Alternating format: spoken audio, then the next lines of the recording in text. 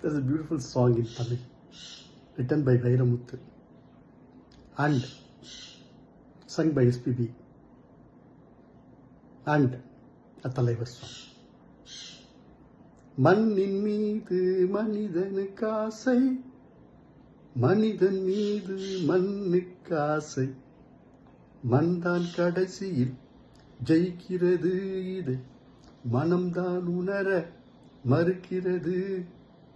கையில் கொஞ்சம் காசு இருந்தால் நீதான் அதற்கு எஜமானன், கழுத்து வரைக்கும் காசு இருந்தால் அதுதான் உனக்கு எஜமானன்.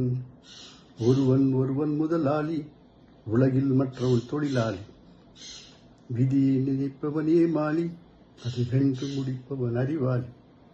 A beautiful song. I've always cherished